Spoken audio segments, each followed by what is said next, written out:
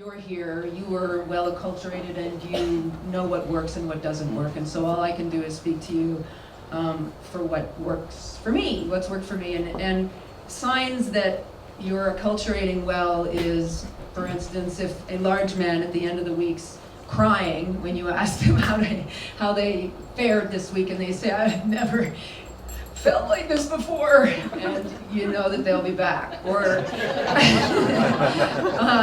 a tiny little Australian girl comes up to you and said, I'm marrying a clown, and I'm coming back, and I'm going to own this city. I'm like, okay, good. And you look around on day 2, and you can't tell who came with who, and you don't know who's related or who's friends with who, and everybody's just a big mushy pool of interactivity.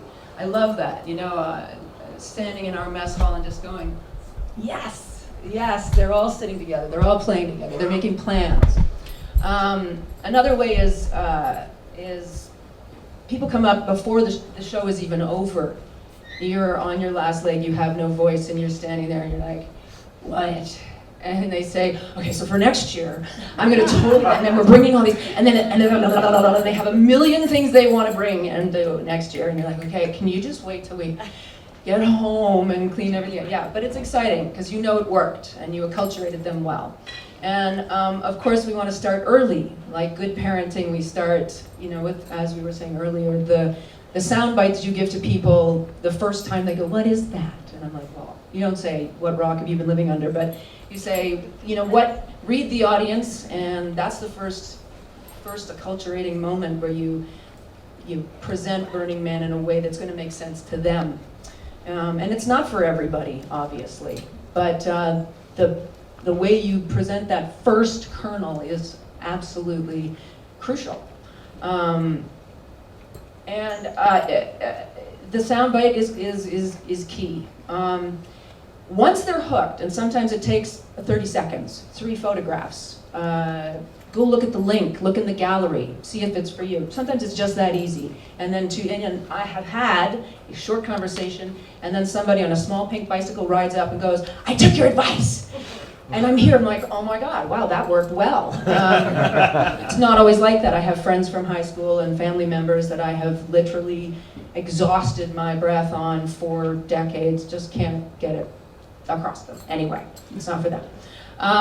Phase 1, I would say let's talk about phase 1, 2, 3, 4, quickly. Phase 1, before we go and get there, and before we pull out our boots, before we get in any vehicle, we're having conversations via email and Facebook page and text and all that stuff. My biggest lesson is immediately as a camp leader, assign an acculturator or an acculturator applicator, like one person that you send all newbie questions to. This person then links them to every possible beginner store, how to hook them up with a bicycle if they're flying in, all those basic questions of you just don't have time for and will burn out and become angry mom because it's just too much, and you get burnout. So having someone on the ready for all that beginning stuff so you can focus on the heavy lifting is important.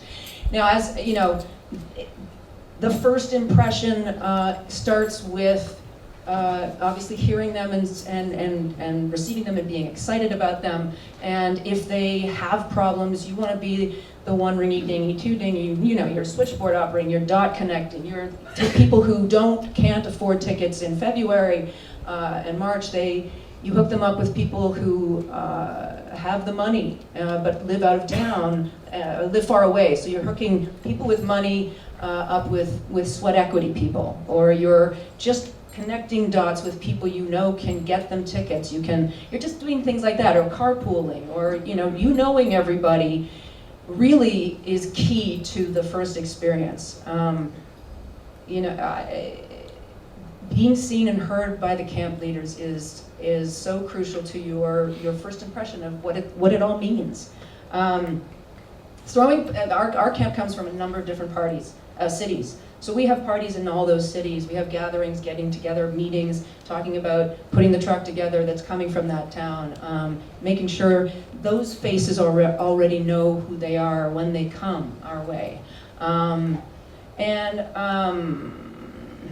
we're also, I think, putting one of the 10 principles up on your Facebook page, starting a little thread about that, how that is actually going to be integrated into your camp, is a great way to get your foot in the door and get them excited, but also slide in something that might not be as much fun, because we're battling as camp leaders, we're battling attention span, right?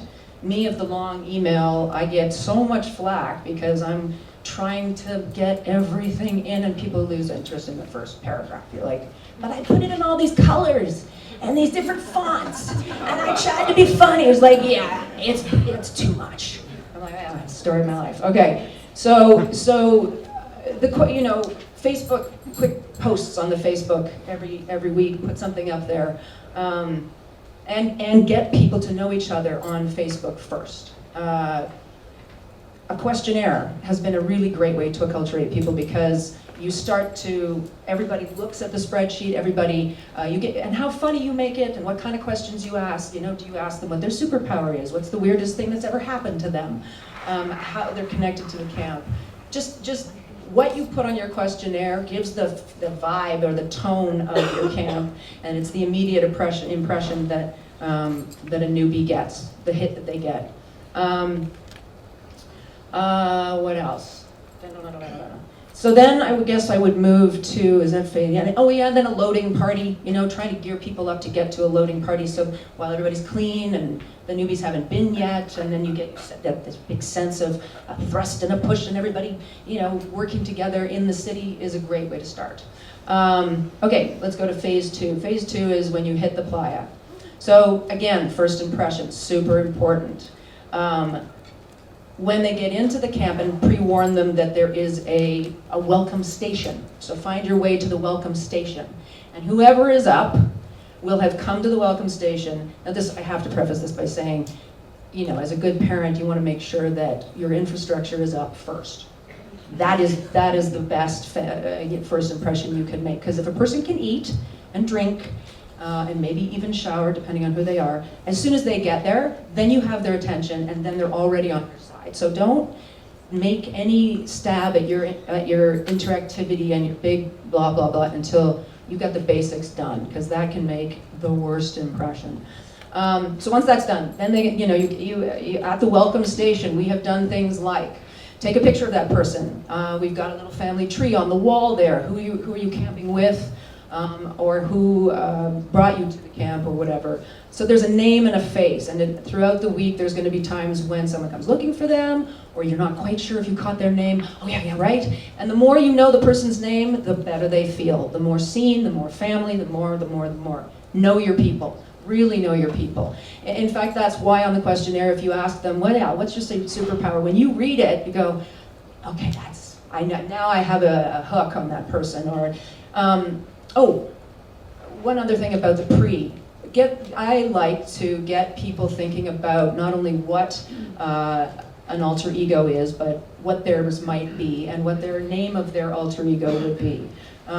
It's not just, we don't just do it to be cute, or, that's not just part of the culture, but it's a real opportunity for somebody to enter a new community, make a new impression, be a different person than who they are out in the world. And it's such a breath of fresh air when somebody goes, what do you mean? I was like, well, I don't know, what was your favorite Halloween costume ever? Or what was the thing your teammates called you because you were what? And it just, when they arrived, 1 minute left? Oh, crud. Okay. Too much. Okay. Anyway, so yes, all right, so welcome committee. I'm going to prattle these off then because I have things that we've done. So the welcome thing, and you teach that how they were entered into the camp. That's what they then are for everybody else entering. So they are now radically self-involved. That sounded weird. We were always that anyway. Okay. Okay. So these, I'm prattling these off. So we have themed cocktail parties. Everybody dressing the same. There's something about a group costume. I've made 37 clown suits. If you put everybody in a costume together, it does wonders. That's why we give red noses as soon as you arrive. We put a name tag on you. We have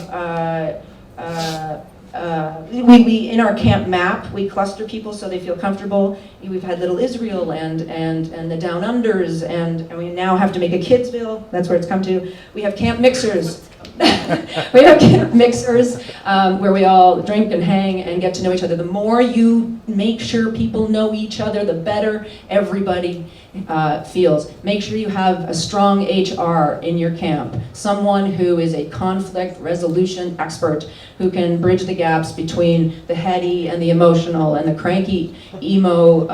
You just have to settle drama quickly, because that is the worst first impression ever. If your camp is known for high drama, done. Okay, I'm done, I guess, but all right. And of course, my notes are fabulous. One of our favorite things, the year that the big lottery happened, we ended up having newbie veteran date. So everybody raised their hand if they were a veteran, everybody raised their hand if they were new, like hook up. And this week, when in the week, each one of you will take each other on your favorite thing date. So the newbie, I saw this really, and you've probably seen it a million times, but it doesn't matter, they want to show it to you. And then you take them to see something that they would never have seen on their first week. And so we found that to be really helpful. Make them go out on their own, by themselves, all scary, away from their friends.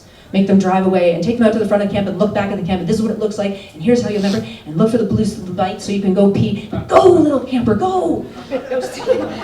Scavenger hunts. What else? Oh, yeah, I guess that's it. All right. Yeah, that's enough, isn't it? Yeah, that's enough. All right.